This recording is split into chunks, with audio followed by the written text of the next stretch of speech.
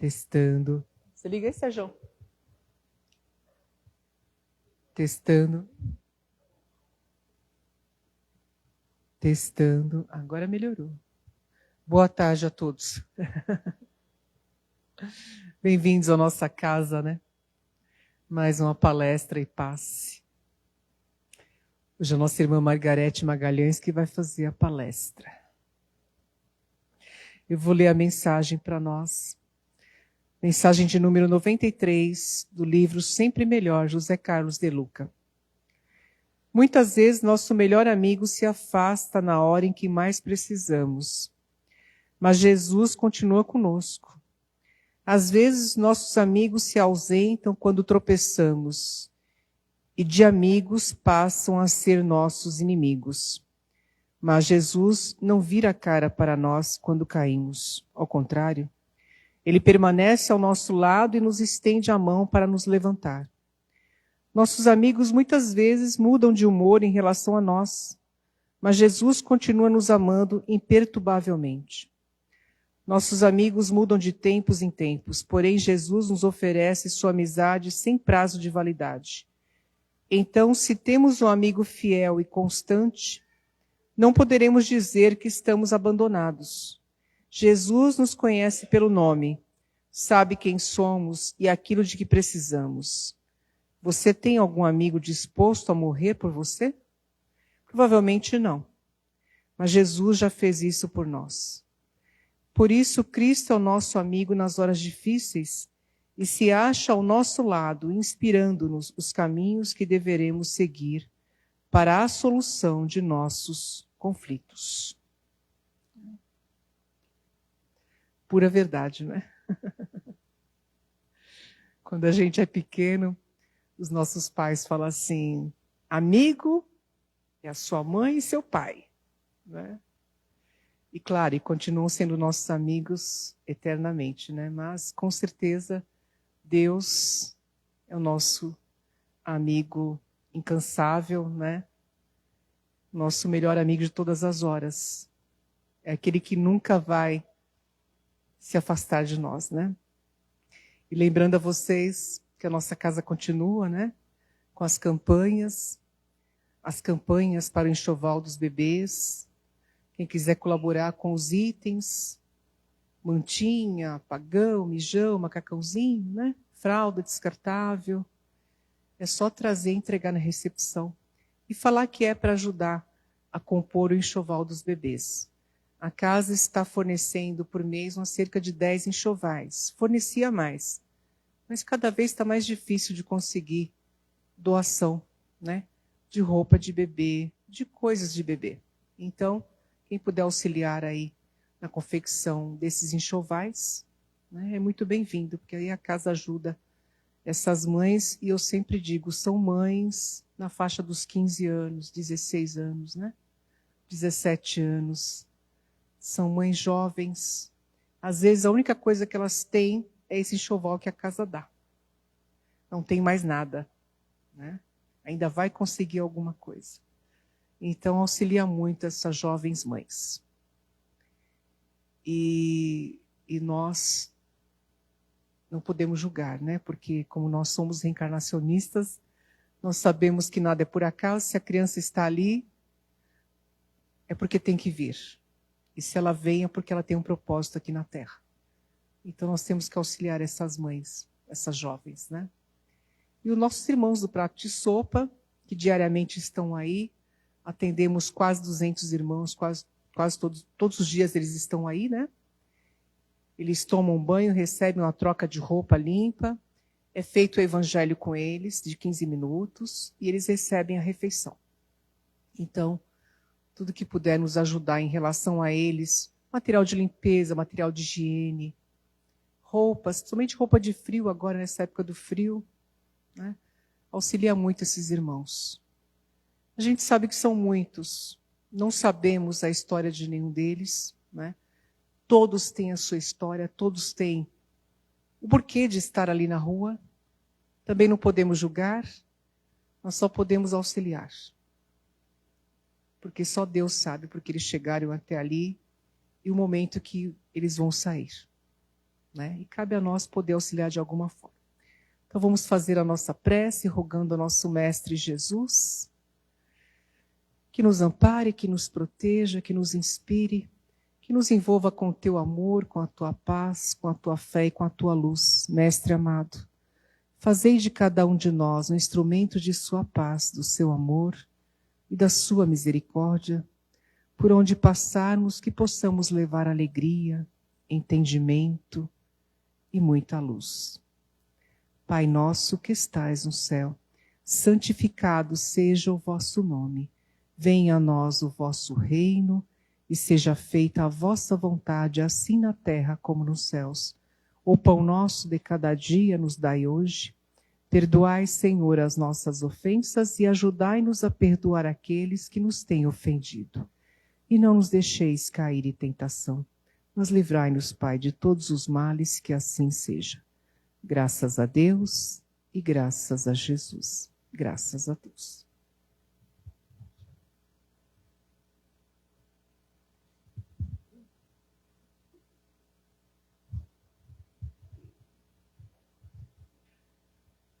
Boa tarde.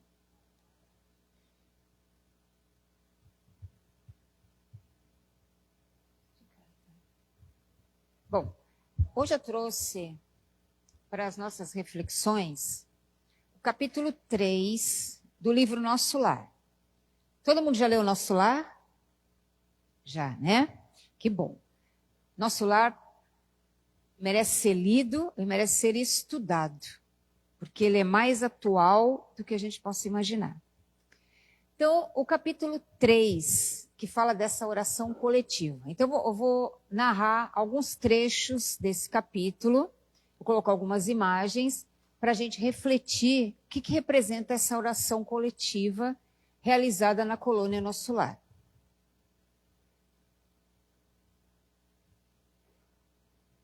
Bom, primeira coisa, André Luiz estava nas zonas inferiores.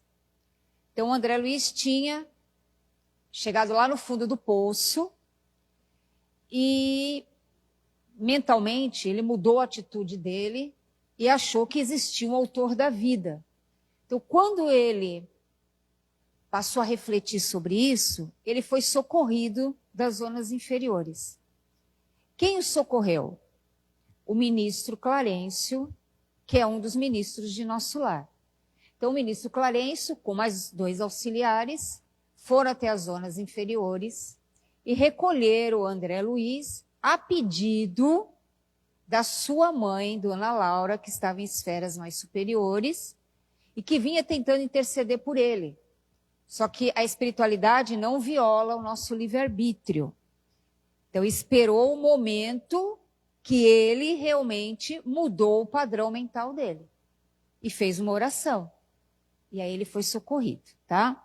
Então, ele recorda que ele diz assim: fui transportado à maneira de ferido comum. Um quadro confortante se desdobrava à minha frente. Então, você veja para a condição dele. Médico, estava sendo transportado como um ferido da alma, né? O corpo perispiritual dele estava doente por conta dos abusos e dos excessos que ele cometeu quando ele estava encarnado. Abusou de bebidas, abusou da sexualidade, abusou de comidas, tinha um temperamento exageradamente difícil de se conviver. Então, tudo isso somatizou no corpo físico dele e ele adoeceu e entrou num quadro no plano espiritual como um suicida inconsciente. Então, agora ele estava sendo socorrido dessa área das zonas inferiores. Puxa, ele andou tudo isso? Os espíritos estão com pressa, né? Então, vamos lá. Então, ele estava chegando na colônia Nosso Lar. Era uma colônia, ela tinha muitas árvores, mas ela tinha também uma estrutura externa muito grande. E ele diz assim, ó: grande porta encravada de altos muros, cobertos de trepadeiras floridas e coloridas. Gracioso foco de luz dava a ideia de um pôr do sol. Então você vê quanto que ele observou, coisa que ele não observava. Então ele estava entrando na colônia nosso lar. Então era uma muralha. Só que a colônia nosso lar é uma colônia de transição. Eu já escutei pessoas dizerem assim, ai, quando eu desencarnar eu quero ir lá para a colônia nosso lar. Que a gente está pensando em colônia nosso lar é para espíritos iluminados. Não é, gente. Existem 6 departamentos na colônia nosso lar, 6 ministérios. Tem o da União Divina, que são os espíritos mais elevados da colônia, mas tem o Ministério da Elevação, também tem alguns espíritos já numa condição melhor, mas tem os ministérios da regeneração, que são os trazidos do umbral, os mais renitentes, os mais difíceis, ficam no Ministério da Regeneração. Quando eles melhoram um pouquinho mais, que já não estão tão assim rebeldes, que aceitam o auxílio, já estão mais arrependidos, eles vão para o Ministério do Auxílio, como era o caso do André Luiz. Ele estava num hospital, dentro da colônia, no Ministério do Auxílio. Aí tem o Ministério do Esclarecimento, tem o Ministério da Comunicação. Então, é uma colônia considerada uma colônia de transição muito próxima da crosta terrestre. Por isso que tem todas as características mais materiais do que espirituais, por conta disso. Tá? Então, é um período em que os seres espirituais ficam por lá, alguns se preparando, quer dizer, a grande maioria se preparando para voltar a reencarnar, e uma parte vão fazendo cursos nas esferas superiores, para tentar andar um pouquinho mais. Então, às vezes, são muitos fazendo cursos, e às vezes só 10 conseguem ascender uma esfera mais superior. Então, não é tão fácil como a gente pensa, tá? Porque além do estudo, tem o quê? A prática e o serviço no bem. Vamos lá. Então ele estava chegando, ó. Chegando ao nosso lar. Clarencio, que se apoiava num cajado de substância luminosa, deteve-se à frente de grande porta encravada de altos muros, tateou um ponto da muralha e a porta se abriu. Quer dizer, o Clarencio entrava livremente na colônia nosso lar. Ele tinha acesso ali, né? Tinha um mecanismo, um botão ali, que ele só encostava aquele cajado luminoso e abria, tipo um sensor. Hoje a gente já tem muitas portas assim, né? Você encosta, as portas abrem. Só que em 1944, isso já era uma realidade em nosso lar. Então você vê que primeiro as coisas acontecem lá, no plano espiritual, para depois materializar aqui. Tá? Então eu tenho fé que logo, logo a gente tem o aeróbus, né? Porque aí vai ficar mais fácil a gente se locomover aqui, mas em breve, né? Já tem desenho sobre isso. Bom, então continuamos. Aí o André Luiz adentrou a colônia nosso lar e ele foi transportado a um hospital, a um dos edifícios da colônia nosso lar. Me avisa quando eu sair do som aí, tá bom? Então ele diz assim, frase dele: era conduzido a confortável aposento de grandes proporções, ricamente mobiliado, onde me oferecia um leito acolhedor. Então, era um hospital, não vou dizer que é 5 estrelas, né? 10 estrelas, né? Era um hospital com todo o conforto, toda a tecnologia espiritual que tinha ali, porque como ele danificou o corpo espiritual dele, ele precisava de tratamento para se recuperar. Tá? Então, ele estava em um dos muitos edifícios hospitalares que existiam na colônia Nosso Lar. Aí ele diz assim: envolvendo-me 2 enfermeiros na vibração de meu reconhecimento, disse: amigos, explicai em que novo mundo me encontro. De que estrela me vem agora esta luz confortadora e brilhante? Um deles afagou a fronte de André, como se fora conhecido pessoal de longo tempo, e acentuou. Quer dizer, provavelmente ali entre eles estava o enfermeiro Lísias, um grande amigo de André Luiz do passado, e que estava incumbido ali de auxiliá-lo na tarefa da sua recuperação no plano espiritual. Então, o André Luiz estava no hospital da colônia e ele sentiu ali, né, uma luz, uma claridade solar muito grande. Ele queria saber de onde vinha essa estrela brilhante, porque os raios solares entravam no quarto e ele sentia o organismo dele revigorado. Por quê? A gente aqui não dá valor à importância do sol. E lá na colônia Nosso Lar, o sol é a matriz da vida. Então, para eles captam as energias fluídicas também do sol. Então, ele é um remédio para tratamentos no plano espiritual. Aqui a gente nem olha para o sol. Tem dia que a gente nem vê. Né? Ou senão a gente até reclama quando está chovendo, mas o sol está aí, porque o dia está claro. Ele existe, ele está aí, ele apareceu. Só que está chovendo, as nuvens encobriram, mas ele está por aí.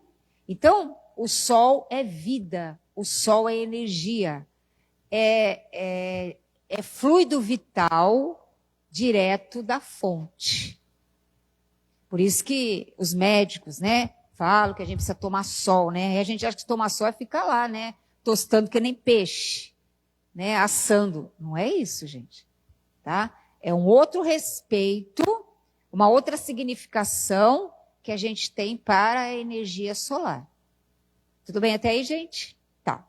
Estou tentando seguir mais ou menos, tem algumas falas do André que são muito importantes para a gente ler, tá? Aí o André começou a fazer uma reflexão. Recordei-me que nunca fixara o sol nos dias terrestres. Semelhava-me a um cego que abre os olhos para a natureza depois de longos séculos de escuridão. Quer dizer, ele era uma pessoa que vivia única e exclusivamente para trabalhar, ganhar dinheiro, cuidar da família, ter seus bens. Não estava preocupado com a natureza. A natureza para ele estava aí porque ela existia. Mas não entendia o significado e a beleza divina por trás de toda essa natureza. Então ele nunca olhou com outros olhos para as bênçãos divinas que eram dadas para ele todos os dias, para ele ter a sua própria vida. Então ele acordava de manhã, o sol já estava lá, não cobrava nada, mas ele já estava lá. A natureza já estava fazendo a sua parte, a água já estava ali para o seu banho, tudo estava ali. Só que ele nunca agradeceu ao autor da vida por todas essas bênçãos que ele recebia. Tá? Aí ele continua. Serviram-me caldo reconfortante, seguido de água muito fresca, que pareceu portadora de fluidos divinos que me reanimava. Tem o famoso caldinho do plano espiritual, né? Que todo mundo conhece, né? Você vê, um caldinho, mas era um caldo de energias revigorantes. E água, que era o outro elemento também de medicamento e de uso na colônia Nosso Lar. A água em Nosso Lar, ela era mantida pelos ministros, pelo Ministério da União Divina. Por quê? Porque a qualidade da água que ali estava, ela tinha que ser muito bem emanada espiritualmente. Os fluidos ali tinham que ser benéficos. Então existia um rio que passava pela colônia Nosso Lar. A água desse rio, ela era armazenada em caixas, no Bosque das Águas, caixas de distribuição. Ali elas eram tratadas pelos ministros da União Divina, que eram os mais elevados, para manter uma boa qualidade dela, mental. Depois essa água era distribuída para a colônia. E ela voltava de novo para seguir o caminho de um oceano no plano espiritual. E aí ela ia com os fluidos benéficos emanados na colônia Nosso Lar. Ia beneficiar outros lugares. Olha que beleza, o trabalho que eles tinham de cuidado com a água. Hoje você joga lixo, você joga papel, você joga sujeira dentro da água. A gente não respeita a água. A gente não respeita a natureza. Então tem uma consequência. E a gente precisa respeitar isso. Que a água é divina. Eu vou fazer uma parte agora. A água, ela é utilizada como alimento e como remédio, magnetizada pelos ministros da união divina. E eles dizem ainda que ela carreia, ou seja, conduz os resíduos do corpo e nossa vida mental. Então, quando você faz as suas orações, seu evangelho no lar, você coloca o seu copinho de água ali, na sua oração, aquela água vai ser o quê? Energizada.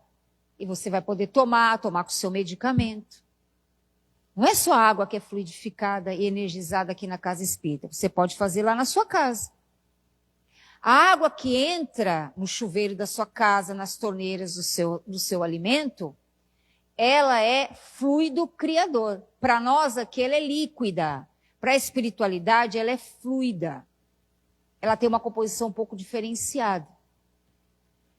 Mas ela é que traz os benefícios que a gente precisa. Qualquer um pode fazer uso da água fluidificada ou energizada através da oração. Um pensamento firme e à vontade, você aciona mecanismos para fluidificar aquela água, para energizar aquela água.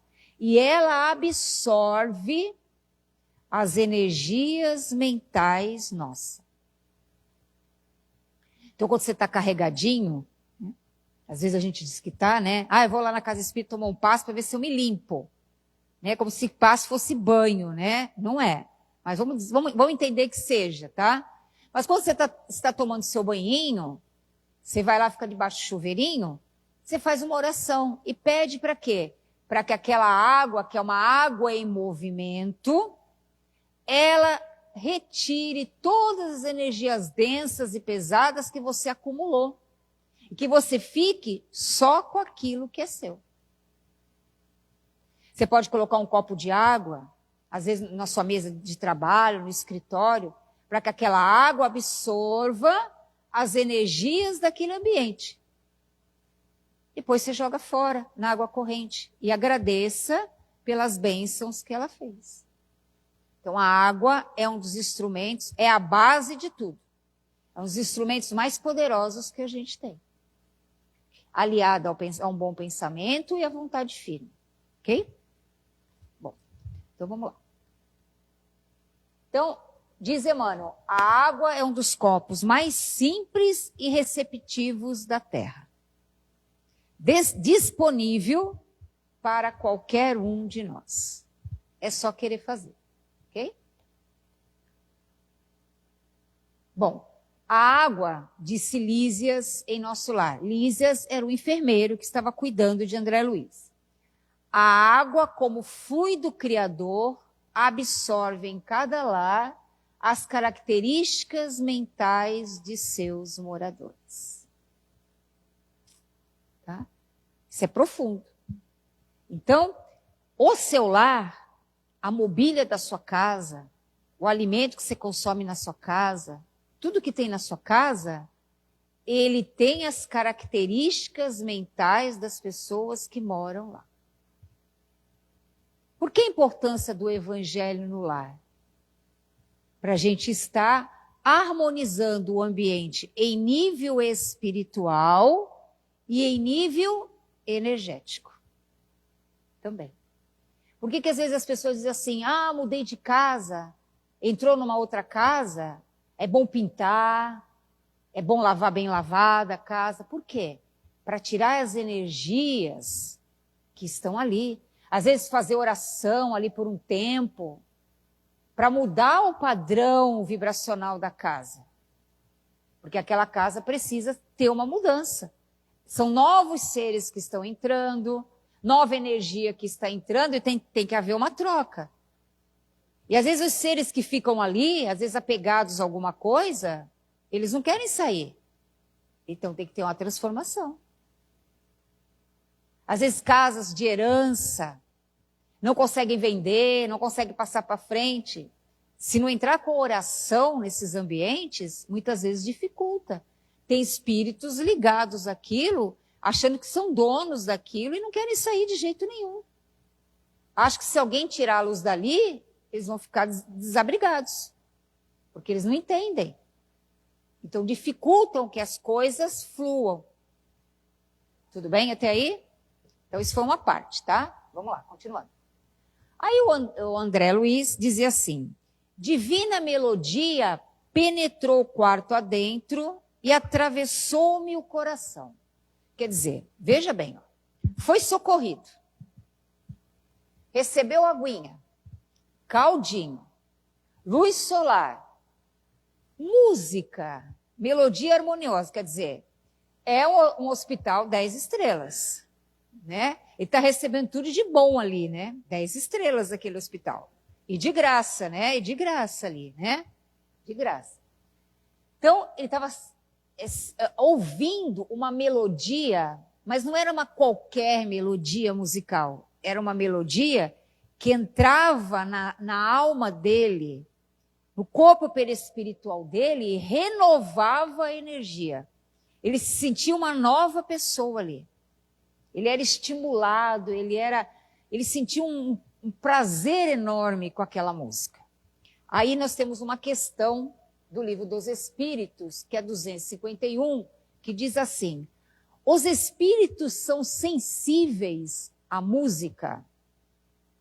A música tem para os espíritos encantos infinitos, em razão de suas qualidades sensitivas muito desenvolvidas. Então, a música, eles trabalham com música, eles fazem atividades com música, boa música, tá? Refiro-me à música celeste, que é tudo que a imaginação espiritual pode conceber de mais belo e de mais suave. Então, a música, ela traz modificação em ambiente. Por que muitas vezes nas casas espíritas colocam música, gente cantando, apresentação de slides com música? Porque isso harmoniza o ambiente, equilibra o ambiente, traz uma energia revigorante. E conforme for o tipo de música, ela toca na sua alma. Toca na sua alma. Eu lembro de um efeito de uma música que não foi muito favorável. Quem contou esse caso foi o José Medrado, lá da Bahia, né? Bahia. Ele disse que ele foi fazer uma palestra e ele chegou na palestra, estava tocando aquela música do Roberto Carlos, Amada Amante. Mas estava tocando a letra, não estava tocando a letra, estava tocando a melodia da música. E aí, aquela música estava tocando, e ele foi convidado para fazer a palestra. Quando ele ia começar a palestra, ele não conseguia. Por quê? Porque aquela música, ela fez com que as pessoas viajassem de uma forma mental para relações, para casamentos, para situações de vida conjugal, algumas favoráveis, outras não. E aquilo criou um miasma dentro do salão que travou para ele fazer a palestra. Ele pediu imediatamente que se trocasse aquela música por uma outra para fazer a harmonização ambiental. Então, aí a gente percebe assim, a letra da música, a melodia da música, a batida da música, tudo isso tem efeito sobre a parte perispiritual e física nossa. Então, por isso que a gente tem que tomar muito cuidado com o que se ouve, né? Porque isso traz efeitos para nós. Agora, você já imagina assim, uma noite, numa balada, né? Naqueles raps pesados, como é a estrutura espiritual desses ambientes? E o que ela faz com o nosso corpo perispiritual. Os pesos que a gente vai sentir. Então, por isso que é difícil, né? As pessoas dizem, a doutrina espírita não proíbe nada. tem proibição de nada. Mas a gente tem que começar a perceber o que aquele ambiente traz para nós de benefícios também espiritual. Porque às vezes é uma alegria, uma ilusão de uma alegria. Mas e as consequências disso, depois que você sai? Né? Então, fica aí a dica, tá bom? Vamos mais um pouquinho. Aí ele diz assim, quando chega o crepúsculo em nosso lar, dizia Lísias, né? Os núcleos da colônia de trabalho estabelecem uma ligação direta com as preces da governadoria. Então ele estava explicando o quê? Que naquele momento, aquela música que ele estava ouvindo, que era o horário do crepúsculo em nosso lar. Vocês lembram antigamente? Agora já não tem muito, mas as pessoas mais antigas, aquele horário de 18 horas, era a hora do Ângelus, da Ave Maria, o rádio ligava e parava todo mundo para fazer oração. Tinha-se esse hábito. Né? Os mais antigos tinham esse hábito. Hoje não tem mais, 18 horas pega fogo na cidade. Né? Pega fogo. Naquela época, não. Né? Então, aquele horário também, vamos dizer assim, na colônia Nosso Lar, esse horário do crepúsculo, toda a colônia para fazer a oração coletiva. Todo mundo para. Então, a música que é tocada, que vem lá da governadoria, porque é o governador que vai fazer a oração coletiva, essa oração é sentida por todos os habitantes da colônia. Então, 18 horas, vamos dizer assim, todos param na colônia Nosso Lar para orarem junto com o governador. Como que eles sabem, né? Então, diz assim. Vai estar lá o governador e os ministros vão estar todos com ele. Aí diz assim, o André, eu posso ir assistir essa oração coletiva com a governadoria? Aí o Ulisses diz assim, voltarei logo, porque você não tem condições de ir. Porque o André Luiz estava feliz com aquela música, ele queria ir, mas ele estava debilitado. Mas se você tem vontade, vamos. Aí o André Luiz abraçou o Lísias e os dois foram para a governadoria assistir a oração coletiva. Quando eles chegaram lá, era um silêncio absoluto. Estavam em profunda meditação, todos os ministros. E começou a tocar um grande hino. Um hino maravilhoso na colônia Nosso Lar. Todos ouviam, por isso que ele sentia aquela música de onde ele estava. Aí ele diz assim, no plano inferior, 72 figuras acompanhavam em respeitoso silêncio, inclusive o Clarencio. Ou seja, cada ministério tinha 12 ministros, então tinham 72 ministros na colônia Nosso Lar. Todos estavam lá para acompanhar a oração. E como era feita essa oração? Como é que as pessoas ouviam? Em outras partes da colônia.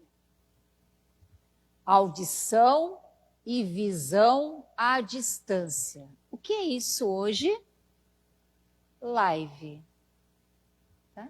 A gente não escuta e não vê à distância.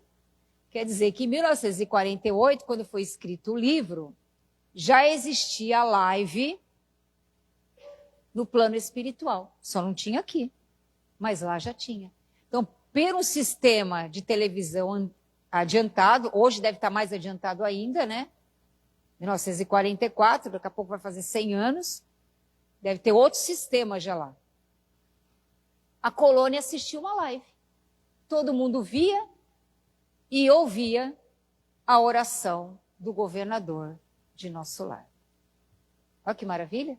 E toda a colônia era energizada espiritualmente. Não tinha um que estivesse lá que não sentia as vibrações da colônia.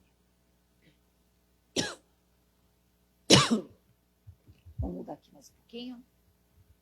E aí, quando eles estavam fazendo a oração,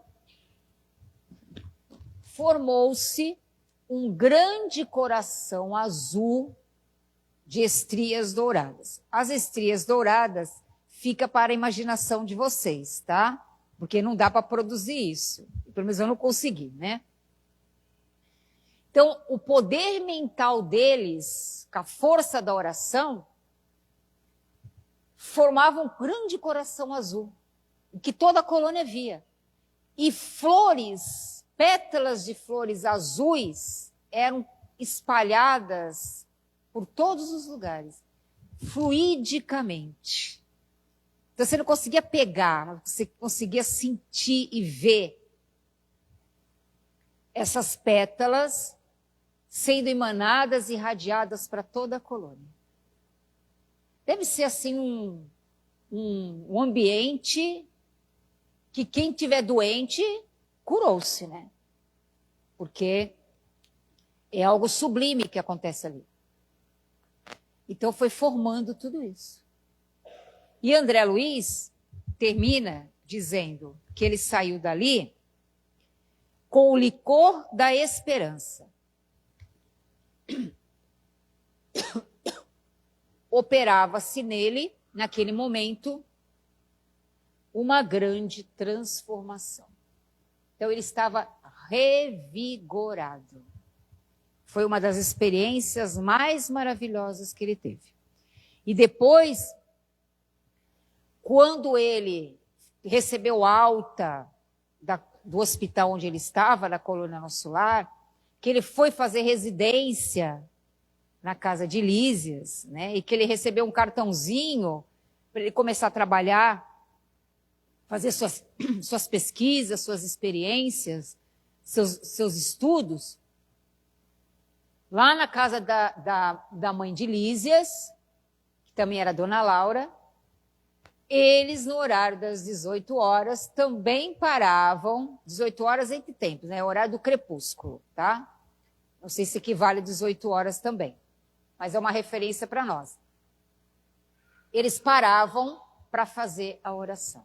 Então, a oração em horários pré-determinados, ela tem uma força muito poderosa.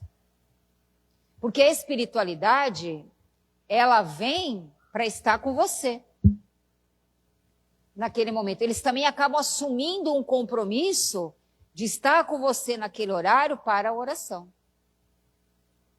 Então a gente vem para cá, 15 horas, tem o trabalho aqui, a oração, o passo, a espiritualidade está aqui. Veio até antes preparar. Você faz o seu evangelho no lar, mesmo dia, mesmo horário, eles estão lá.